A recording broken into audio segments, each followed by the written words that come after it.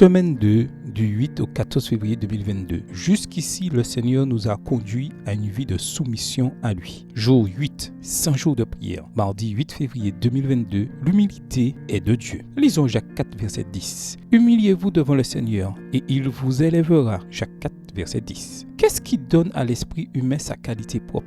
C'est la croix du calvaire. Lorsque l'on regarde à Jésus, l'auteur de notre foi, qui l'amène à la perfection, tout désir de se glorifier est relégué dans la poussière. Dès lors, comme nous voyons clairement les choses, naît en nous un esprit d'humilité et de modestie. En contemplant la croix, nous pouvons voir les merveilleuses grâces qu'elle met à la disposition de chaque croyant. Si les choses sont vues correctement, Dieu, en Jésus-Christ, atténuera la vanité et l'orgueil humain. Il n'y aura plus de suffisance, mais une véritable humilité. La lumière reflétée par la croix du calvaire rendra humble toute pensée orgueilleuse. Ceux qui cherchent Dieu de tout leur cœur et acceptent le grand salut qui leur est offert ouvriront la porte de leur cœur à Jésus. Ils cesseront de s'attribuer la gloire. Ils ne s'enorgueilleront pas de leur connaissance, ni s'attribueront le mérite de leur capacité, mais ils considéreront tous leurs talents comme des dons de Dieu, à utiliser pour sa gloire. Ils ne considéreront pas toute capacité intellectuelle comme précieuse que dans la mesure où elle peut être utilisée au service du Christ.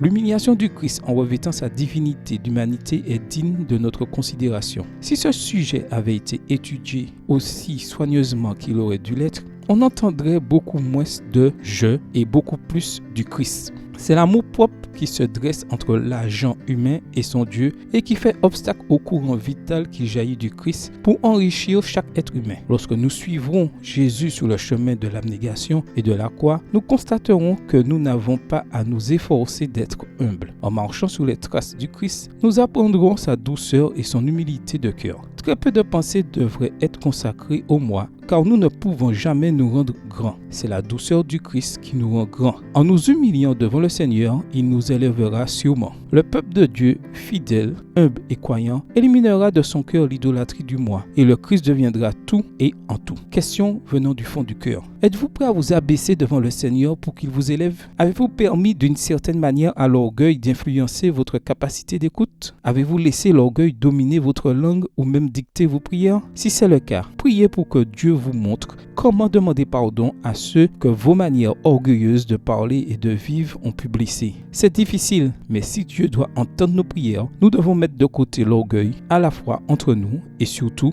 contre lui. Prions. Prions pour que l'humilité du Christ nous enveloppe, afin que nous renoncions à nous-mêmes et que nous ayons la douceur du Christ. Prions pour que la justice du Christ nous couvre et nous remplisse. Prions pour que nos églises se développent financièrement, socialement et spirituellement. Prions pour les efforts d'évangélisation au Guyana. Prions pour les projets communautaires appropriés qui sont réalisés pendant la période de célébration du centenaire et au-delà. Prions pour que Jésus nous rende humbles et doux. Amen. Que le Seigneur vous bénisse.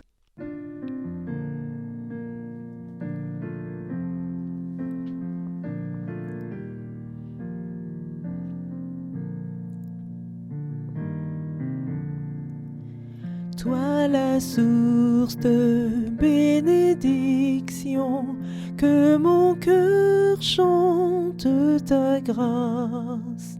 Sans cela, c'est ta compassion nous pousse à chanter ta gloire.